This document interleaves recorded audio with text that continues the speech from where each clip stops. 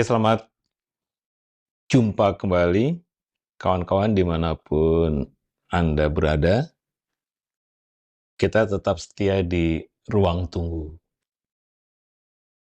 Menunggu adalah sesuatu yang bisa membahagiakan, bisa juga bikin kesel. Yuk kita cari obrolan di ruang tunggu yang bikin happy. Gak tahu juga sih, saya tanya dulu Odin. Kalau saya sih pengennya Halo happy. Mas, iya sih, sebenarnya pengennya juga happy. Nah kita mau ngomongin apa Mas? Ini, Din, ini kan aku tuh seminggu ini ya, itu susah Nah, tidur.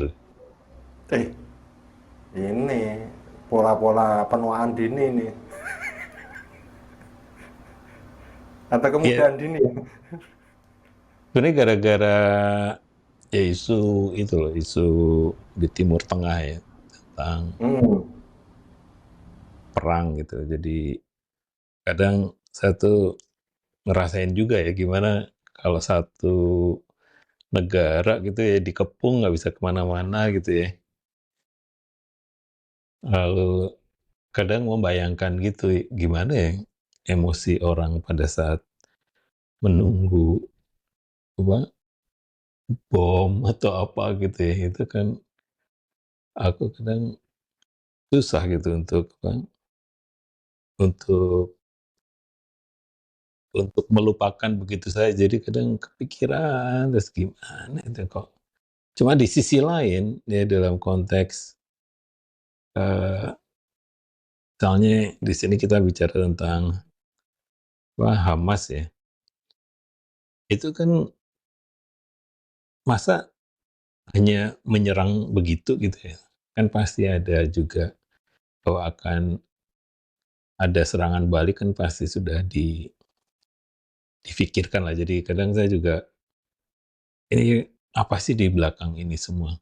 Tapi kita nggak ngomongin itu, yang ingin saya tanya, kenapa sih perang tetap ada gitu? Seharusnya kalau evolusi manusia tuh benar kan harusnya makin nggak ada perang kan? Ini kan susahnya negara yang paling maju itu justru negara yang hobinya perang gitu. kalau mungkin dibalik Mas, mungkin ini sesuatu yang apa ya, cita rasa purba gitu. Untuk menyelesaikan masalah itu kembali katanya sih kalau navigasi darat itu katanya ya orang-orang dulu teman-teman yang di Mapala itu naik gunung itu kalau kita tersesat itu kembali ke jalan yang dikenali atau pos dikenali. Nah maksud aku apakah ini memang jalan kembali karena dari awal kan perang kemudian menyelesaikan secara keras tapi kita kayaknya tertawa lihat peperangan itu kayaknya juga nggak etis tapi gini maksud saya pada proses kenapa perang kemudian menjadi sesuatu sesuatu yang akhir gitu apakah itu gitu pertanyaannya kan gitu mas. Nah ini dimulai dari ketika kita tidak bisa komunikasikah gitu atau memang ya pokoknya ngene gitu atau gimana mas Dani?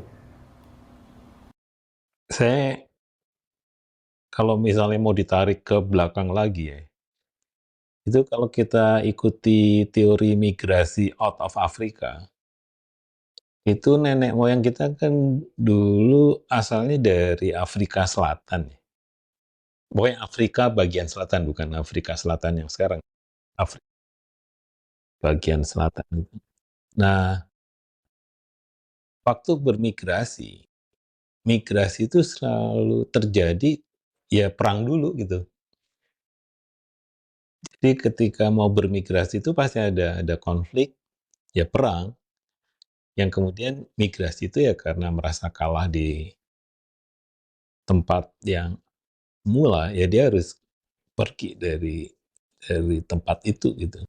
Dan itu prosesnya kan ya ratusan tahun ya untuk apa? Kumpul lagi, perang lagi, kumpul lagi, perang lagi, kumpul lagi, perang lagi gitu. Jadi perang katanya ya kalau Udi bilang itu bagian dari proses apa ya? Proses penyembuhan gitu ya, untuk menjadi damai gitu. Jadi antitesisnya kan damai. Apakah ke proses perdamaian itu sebenarnya, jadi damai itu ya karena ada perang gitu. Jadi kalau nggak ada perang ya nggak ada damai sebenarnya. Gimana dia? Sebentar Mas, ada dua hal yang berlainan ya. Satu adalah tentang dari asal tadi kemudian berpindah karena kalah perang. Satu. Kedua adalah perang mungkin adalah kedamaian itu sendiri. Cuma gini Mas, yang satu saya kira kok saya menolak ya. Karena mungkin orang orang nenek moyang kita itu menghindari peperangan bukannya takut gitu. Tapi memang ya malas saja perang. Ada loh Mas yang malas saja perang gitu. Ngapain es tak pindah saja gitu. Satu, kemungkinannya muncul gitu kan. Tapi kalau pikiran yang tadi diambil kan karena kalah kemudian pindah. Nah kalau misalnya opsinya adalah karena saya nggak mau berperang, saya pilih jalan damai, seperti membayangkan Erlangga kemudian menepi, oh daripada bentrok anak cucunya tak bagi dua, Jenggala dan Kediri, misalnya gitu ya. Tapi poin yang kedua, perang kemudian atas dasar damai, saya pikir kok ya juga juga ada sesuatu yang salah. Berarti damai atas dasar ketundukan kan Mas, bukan atas dasar kesadaran. Nah menariknya itu, apa memang benar kita itu kesadaran itu semua sudu palsu gitu, memang harus ditundukkan? Apakah demikian? Jadi dua frase ini Mas yang mungkin ini ya, kayaknya ada opsi lain deh. Kalau kita belajar dari teori otak ya, Mm-mm. itu kan ada namanya limbic system. Mm-mm. Ya, ada limbic system, yang satu itu ada limbic system ini sering disebut sebagai sisa-sisa dinosaurus gitu. Mm-mm. Jadi di sini sebenarnya model kerjanya adalah survival. Ya. Jadi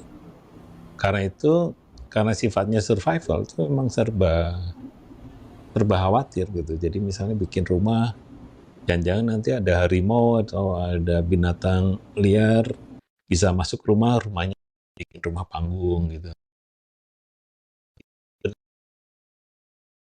Ada satu apa yang ada di tubuh kita itu sifatnya emang survival. Jadi tanpa sadar sebenarnya kalau kita melakukan apa saja ya di dalam keseharian itu selalu pengennya itu ya tadi survive. Misalnya kalau kita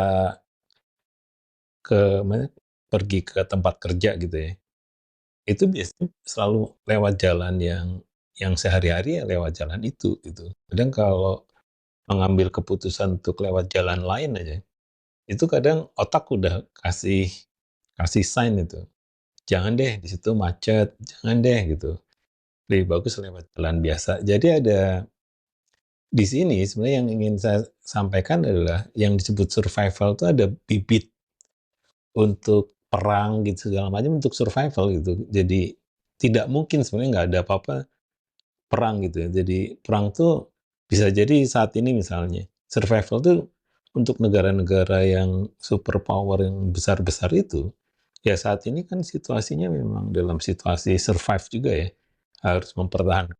Harusnya nomor satu gitu. Untuk mempertahankan ini dia ya harus mengorbankan negara lain gitu untuk apa merasa ditundukkan tadi gitu. Nah kalau misalnya tadi disebutkan jadi satu survival tadi bahwa orang tuh khawatir sebenarnya ya meskipun waktu miskin khawatir, waktu udah kaya banget juga khawatir. Ya gitu kan, seperti kayak bikin rumah tuh kenapa pagarnya tinggi-tinggi, saya nggak ngerti juga gitu.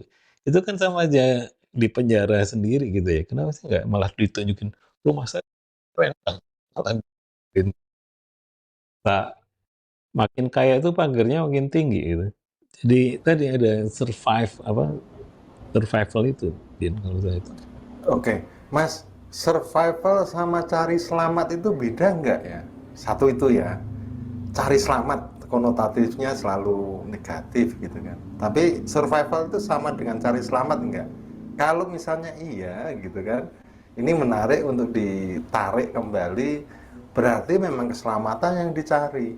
Kalau keselamatan yang dicari, itu kan bisa berhadapan atau lari aja deh supaya selamat, kayak misalnya bencana alam itu lari saja gitu, daripada perang gitu lari gitu. Tapi gimana anunya Mas? Apa tadi dari limbik tadi ya? Mungkin ada yang lain yang belum terurai, Kalau Mas. kalau survival memang sifatnya bertahan ya, esensinya itu bertahan. Jadi bukan untuk tumbuh, sebenarnya ada satu problem di apa, di manusia itu sendiri ya kalau lagi ke limbic system, itu justru limbic system itu dominan. Jadi dominan itu dalam pengertian untuk tadi, untuk bertahan gitu. Jadi bukan untuk apa, untuk tumbuh dengan iya, tumbuh kemudian berinovasi dan sebagainya, itu yang kemudian membuat hidup lebih nyaman, kemudian carinya juga jalan-jalan yang tadi disebut jalan perdamaian segala macam itu tertutup dengan apa, dengan apa, ya dengan survival tadi. Jadi survival-nya itu kayak kemudian ya kayak berulang gitu kalau saya lihat ya, kalau misalnya tiba-tiba ya zaman misalnya mau zaman pemilu gitu ya, itu tuh semua orang kadang terus jadi baper gitu, apa, bermusuhan atau segala macam tuh jadi, atau nanti malam misalnya kita ada main bola gitu, jadi ada bola, bulu tangkis, itu kan sebenarnya simulasi perang aja kan, simulasi perang yang kemudian apa, dibuat jadi games gitu, jadi permainan, terus main di HP. Ya orang juga yang paling populer ya game-game perang, ya, game-game perang itu jadi memang kayak naluri gitu, kayak bunuh orang, bunuh ini, mencapai satu apa, satu tujuan gitu, perang bahkan di perusahaan juga sangat diyakini bahwa mereka sedang berperang gitu. Jadi buku-bukunya itu buku-buku militer gitu, mirip Renstra gitu. Renstra itu militer, perencanaan strategis, dan kadang lucu juga ya, NGO perang sama siapa, pakai Renstra, lucu. Tapi kalau ngomong ini Mas, kalau misalnya ya ditarik ke tadi main game dan lain sebagainya, apakah ketegangan dan relaksasi itu selalu selalu memang dibutuhkan sehingga mungkin perang ini ya jadi cari ketegangan gitu. Tapi kan ketegangan ini kan nggak sama Mas. Maksudnya gini, ketegangan pria dewasa dengan anak laki-laki gitu, anak-anak gitu ya, apalagi anak perempuan, kemudian perempuan dengan laki-laki berbeda, ketegangan dan relaksasinya. Nah, apakah kompromi-kompromi perang ini masih bisa dibenarkan? Gitu kan, Mas? Saya Atau gimana? kalau yang sekarang menurut saya perang tuh menjadi sangat kompleks. Kita nggak bisa sebutkan bahwa perang kan ada juga perang dingin ya. Kalau di teori games itu kan memang memang yang disebut permainannya tuh justru memang permainan yang infinite, yang nggak memang dibuat nggak selesai, ya, supaya memang yang disebut infinite game ini, itu membuat ya otak tuh terus kreatif gitu. Otak tuh terus kemudian berusaha, "Saya harus lebih keren, saya harus harus lebih macam-macam," gitu ya. Nah, di sini kalau menurut saya melihat perang yang ada sekarang misalnya ya Ukraina atau sekarang Israel dan sebagainya, itu yang saya lihat sudah tidak bisa dilihat sebagai the real mau ada finite game gitu. Oh, kalau enggak, ini ya infinite game, bagian dari kapitalisme, bagian dari bisnis, bagian dari jual beli senjata, dan ini tidak bisa dilihat ya sesimpel yang kita bayangkan bahwa ada kenyataan itu banyak korban gitu, tapi di sebuah apa ya, di sebuah website tuh kemarin malah menyebutkan jangan percaya apapun dari situasi perang yang ada di sini, ada perang. Oh itu semuanya itu bohong, karena kemudian yang hoax-nya itu beritanya kita udah nggak bisa pilah, mirip sepak bola ya. Saya tuh malam Minggu itu nonton, cari, bukannya mainnya hari Minggu ya, itu hari Minggu malam, itu yang di YouTube banyak yang live live live, palsu. Iya, iya, iya. Mas, tapi menarik ketika jenengan tadi menyatakan bahwa ini adalah kompleks gitu. Sekompleks apa sih sebenarnya kalau misalnya tadi dinyatakan ada apa ya? Apakah sekompleks dengan perdamaian itu sendiri? Artinya kalau misalnya tadi perang itu sungguh kompleks gitu.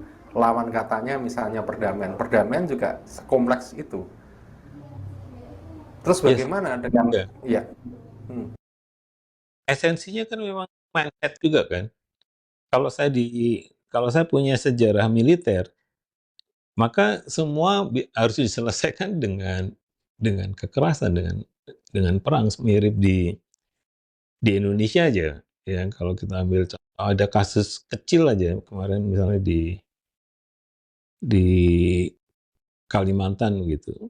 Itu kenapa sih harus bawa apa, bawa senjata tajam gitu? Padahal kan ngadapin masyarakat yang juga orangnya yang etniknya sama gitu. Jadi maksud saya di sini itu tadi ketika mulai ada power ya, orang yang merasa lebih kuasa, punya otoritas dan sebagainya, kadang ya pengen coba-coba memanfaatkan itu, karena di sisi lain kalau dia gagal memecahkan sebuah masalah yang harusnya menjadi tanggung jawabnya, iya, ya bisa turun pangkat, turun macam-macam. Jadi yang disebut kompleks itu struktur kesehariannya sendiri, itu memungkinkan kita bisa hilang pekerjaan. Mirip juga politik yang ada di Israel kan juga sedang memang kanan yang menang kan. Jadi ya kebayang gitu kalau apa argumentasinya bahwa kita harus apa nih, harus di kanan gitu. Ya, ya itu pasti ada kerja-kerja intelijen gitu yang kemudian sekarang menjadi valid gitu. Bener kan? Ya. Kita harus apa, harus di kanan gitu, tidak di tengah dan sebagainya. Jadi mirip juga misalnya India Pakistan gitu. Itu juga tiba-tiba perang gitu untuk supaya nambah suara, habis itu udah selesai, ya apa, ketawa-ketawa lagi.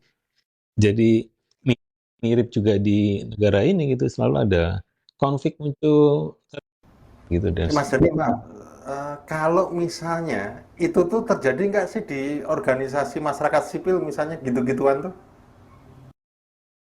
ya, kalau menurut saya sih pasti terjadi juga gitu, karena kita kan rebutan resources juga.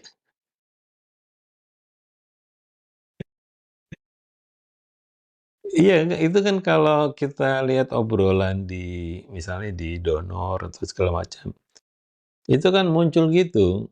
Misalnya contoh saya banyak fasilitasi gitu, disuruh misalnya, "Ayo dong kamu berkolaborasi," gitu. Sederhana kan sebenarnya. Itu ya nggak bisa kejadian karena tergantung kamu berani bayar berapa ke saya gitu. Asal diberikan ada dana ya saya bisa kolaborasi, kalau enggak saya kan harus mencapai output ini gitu. Jadi maksud saya itu tetap sebenarnya itu di mana-mana gitu. Tapi gimana Mas mengenali simptom-simptomnya? Maksudnya gini, gejala dari misalnya oke, ini butuh perang nih. Wah, berarti kita tahu mau perang nih negara ini. Atau dalam organisasi, oh ini mau kolaborasi nih gitu. Artinya kolaborasi yang nanti ujung-ujungnya adalah gitu-gituan aja ya. Nah, itu gimana? Adakah simptom-simptom yang bisa dikenali? Sebenarnya sangat tergantung contohnya ya. Sekarang kalau di organisasi masyarakat sipil kan di dalam situasi yang paling rendah ya, bahwa masyarakat sipil tuh juga nggak dilihat sebagai organisasi yang dipercaya, bahkan tingkat kepercayaan publik ke organisasi masyarakat sipil itu itu mereka lebih percaya tentara daripada organisasi masyarakat. Nah, di sini sebenarnya adalah selalu ada alasan di obrolan teman-teman, karena kita nggak punya musuh bersama gitu, musuhnya itu kecil-kecil gitu. Jadi kadang, udah pilih aja tuh presiden yang tentara gitu, nanti kan kita bisa bersatu lagi. Jadi punya imajinasi itu juga menarik gitu. Cari aja yang paling otoriter gitu jadi presidennya, nanti kan kita jadinya punya musuh bersama gitu. Iya. Nah pertanyaannya Arti, tuh, untuk apa gitu? artinya memang memang gila ya. Aku mikir ya Mas gini ya, ngapain ya kita cari-cari musuh padahal kita itu orang yang suka damai gitu kan. Ini kan seperti nasi Daria dulu tuh Mas, perdamaian, perdamaian. Jadi bingung-bingung itu memang, weh iya ya juga ya. Cuma apakah kemudian kita ketika melihat itu hal yang wajar, bagaimana kita bersikapnya wajar gitu. Kalau itu dianggap wajar, kemudian kita harus gimana tuh, ngumpat kah atau wajar? Ya wes sudahlah. Tapi kan nggak enak juga Mas kalau itu dianggap wajar. Kalau kalau menurut saya sih sebenarnya tadi ya balik ke anatomi otak kita yang ada limbiknya. Jadi kelihatannya perang itu ada di setiap kita gitu. Jadi saya kadang nggak kebayang juga ya waktu di konflik Ambon gitu atau di Kalimantan kalau lihat foto-fotonya itu kan yang sehari-hari kita baik aja, apa, kayak bersaudara, saya bisa makan di situ. Itu gara-gara konflik, apa, etnik, ras, agama, dan sebagainya, tiba-tiba bisa bunuh-bunuhan gitu. Jadi sebenarnya si limbic system tuh sifatnya laten aja gitu. Ya dia bisa keluar kemudian ya mungkin ya sejarah Jawa juga sama ya, ada keras gitu, ada 65 misalnya gitu. Itu juga bagaimana kita bisa menjadi tanda kutip bukan manusia gitu di situasi yang seperti itu. Nah, kalau itu memang betul ya, maka idenya kan memang harus mengelabui kayak apa sih, kalau di komputer tuh ada istilahnya tuh emulate ya, ditutup gitu, dijagain gitu, jadi apa, ditipu gitu si apa nih, si limbic system-nya itu misalnya apakah dengan games tadi misalnya ya, dengan Hmm. game atau Olahraga misalnya. ya ada seperti di olahraga macam-macam, kemudian di sosial harusnya juga pasti ada gitu untuk tadi di apa si semangat atau DNA untuk berperang itu diemulasi, ya seolah-olah kita lagi perang kayak mirip nanti malam kebayang gitu Brunei dan Indonesia itu ya oke aja, tapi waktu di konteksnya main bola itu pasti apa nih, banyak banyak sekali ketegangan, ya kata-kata yang apa, yang Menyemangati gitu. itu itu akan muncul gitu ya, seluruh apa, seluruh kosakata yang dari yang suka sampai yang benci ya kan kok. Jadi menurut saya sih gimana ya cari emulasinya itu, ya untuk membuat membuat si bibit perang tuh dihentikan di setiap manusia dulu gitu di apa nih. Nah, apakah agama dan sebagainya dulunya niatnya seperti itu yang kemudian justru dia bisa diemulasinya itu justru di apa nih, dimanipulasi juga gitu ya, kadang Ya, saling mengemulit ya. Tapi itu kalau di sosial terjadi kok Mas. Aku pikir ya di angkringan tuh ngobrol misalnya tentang kandidasi 24 itu. Oh bla bla bla bla, bisa bertengkar kok. Tapi setelah itu besoknya ngumpul lagi, nerusin lagi. Obrolan di dekat rumah angkringan tuh, wih, gila ya. Aku juga sebagai teman duduk ya cuma ngangguk-ngangguk tapi cuma nggak tahu harus harus bela siapa karena tidak cukup informasinya kemudian ya timbulnya cuma kemudian perolok-olokan gitu. Nah perolok-olokan ini yang saya pikir kok ini kok nggak ada tanda kutip kecerdasannya gitu loh maksud aku ki apakah itu juga fair pernyataan saya ketika menganggap bahwa hal itu tidak cerdas padahal itu sesuatu yang bagi mereka memuaskan ketegangan gitu. kalau menurut saya sih memang kembali lagi kalau kita belajar dari masyarakat adat, itu kan kemudian ditata ada adat sebagai sebuah hukum ya. itu kan kemudian diterima sebagai cara menata secara sosial gitu. Nah, di kita sebenarnya isunya adalah hukum itu akan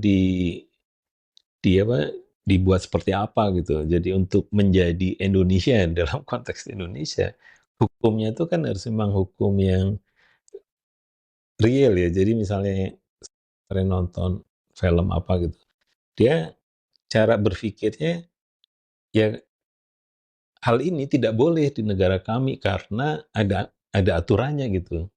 Kalau itu boleh di negara Anda ya saya nggak tahu gitu. Jadi misalnya keseharian itu memang itu konstruksi dari hukum yang timbal balik gitu ya.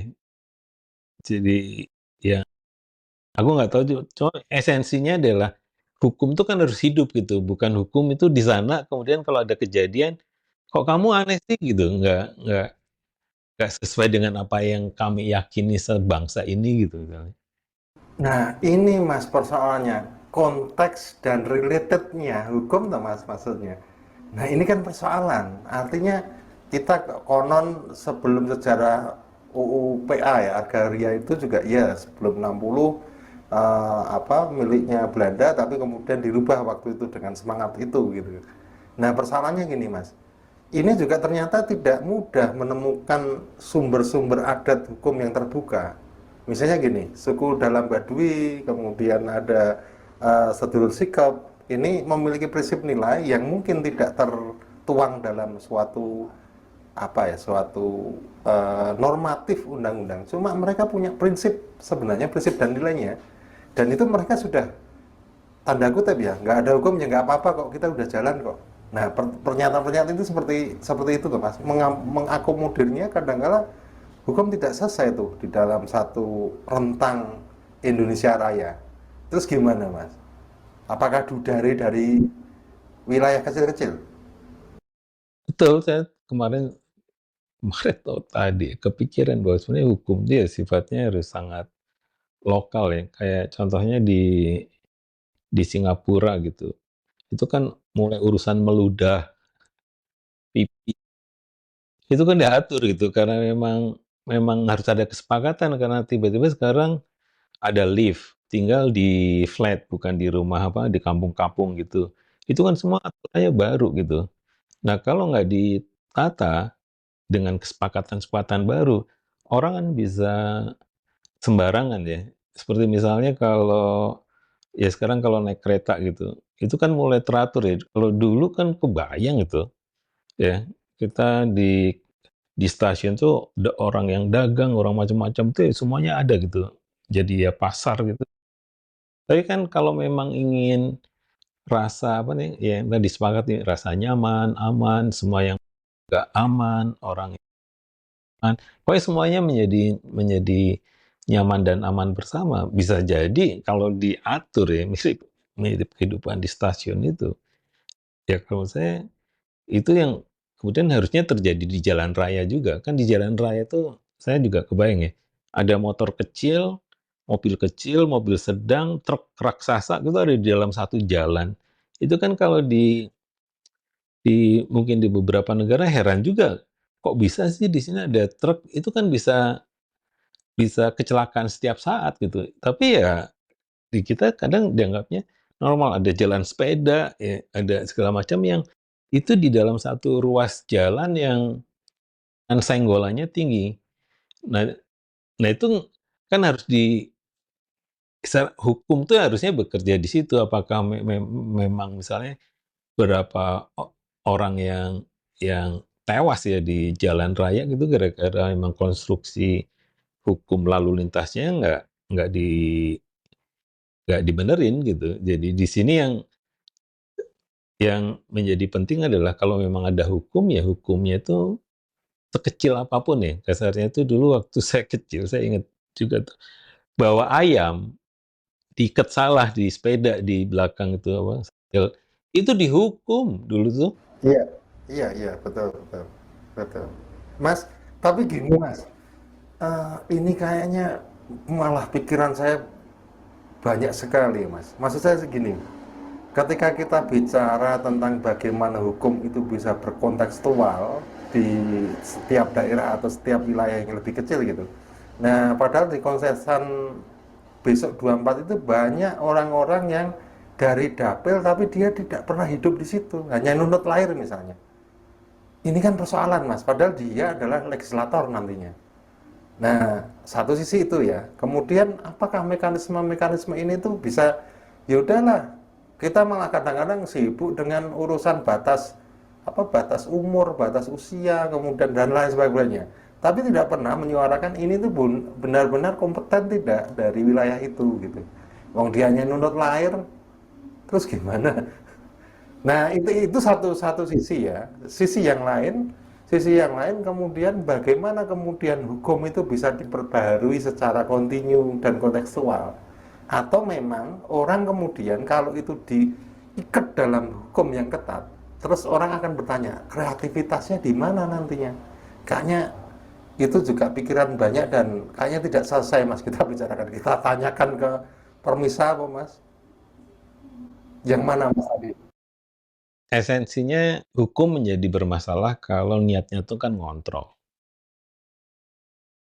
Dia harusnya kan justru memberikan ruang pada kita untuk berekspresi kan, untuk bersosial gitu ya. Jadi bukan yang sifatnya tuh justru yang memang semangat dasarnya itu mengontrol pihak lain gitu.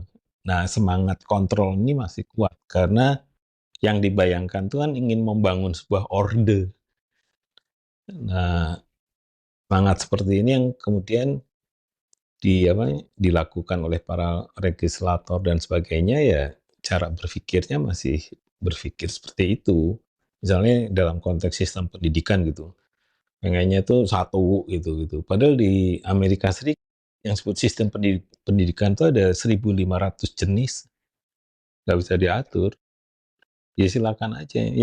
Yang penting pasar, ya siapa yang butuh ya butuh orang dengan preferensi seperti ini. Mau sekolahnya model Oke, itu oke Mas. bebas. Maksud aku gini, kita kembali ke topik awal. Tadi sudah hampir kena nih Mas. Menurut aku ya, tapi mungkin lain bagi pemirsa. Tadi kita sudah terakhir bicara hukum, kemudian diawali dengan perang Mas. Kalau hukum perang Mas, gimana? Ya sama kan sebenarnya. Semua tuh ada aturan mainnya lah kurang lebih. Kayak main bola lah, ada offside segala macam. Lu nggak bisa tiba-tiba striker tuh ada di depan gawangnya kiper musuh. Jadi ini yang perlu disepakati gitu. Aturan-aturan yang kemudian disepakati, kemudian menjadi budaya. Sama juga ya seperti perang tuh ya sebenarnya bukan chaos ya. Dia ada aturannya juga gitu. Jadi karena menurut saya saat ini yang kan semacam setback ke Israel juga ya bahwa misalnya perang itu ya bukan bukan kayak membabi buta gitu ya, seperti misalnya hak-hak sipil dan sebagainya. Nah, bagi saya sebenarnya tadi kan kenapa larinya ke hukum, esensinya kan memang manusia itu punya kebebasan, tapi pada saat kita menjadi komunitas sosial kecil, besar, dan macam-macam tuh apa yang ngatur gitu loh. Nah, itu cara bersepakatnya gimana. Nah, jadi pemilu 24 ya harusnya ada kesadaran kita tuh ingin membangun tatanan seperti apa gitu. Ya kalau tatanannya tuh pengen ngontrol terus ya nggak akan jadi-jadi gitu. Selalu ada gap antara kenyataan yang kita pengen sama impian yang kita pengen wujudkan dengan para controller yang ada di gedung-gedung DPR itu yang seolah tuh pengen nata tapi dalam pikiran yang sangat sempit, jangka pendek, macam-macam itu. Artinya gini Mas, kalau itu aku nggak tahu ya apakah ini simplifikasi atau bukan. Begini maksud aku. Kalau misalnya perang boleh asal teratur gitu, ini katanya tadi peraturan tadi, gimana tuh? Masa Kelihatannya pusing Mas. aku setuju tuh, perang cuma diatur misalnya nggak nembak gitu. Nah, stop gitu, jangan tembak, aku mau jalan gitu ya. Iya. Pokoknya sekali menyentuh pipi kamu udah kalah gitu, gitu. Oke. Gimana kita akhiri nih Mas? Oke, Obrolan kita kita nggak ada akhiri. nih. Gimana kita tawarkan kepada Oke, kita nanti tanya ya, ke penonton, perang boleh nggak sih sebenarnya? Tapi perang tapi diatur gitu, boleh nggak gitu? oke, oke. Oke, Iya, Din, thank you banget. iya ya Mas. Ya, ya. Oke, teman-teman di ruang tunggu, kita baru ngobrol dengan Odin ya, tentang tadi kita merespon apa global yang sedang juga sangat cepat berubah ya, dan kita nggak tahu dulu ada Rusia perang kita kaget ya. Sekarang ada Palestina juga kaget. Nggak tahu apalagi yang akan terjadi di dunia ini. Tapi intinya adalah tetap nyaman di ruang tunggu. Jadi kalau ada perang juga kita lebih bagus sembunyi di ruang tunggu.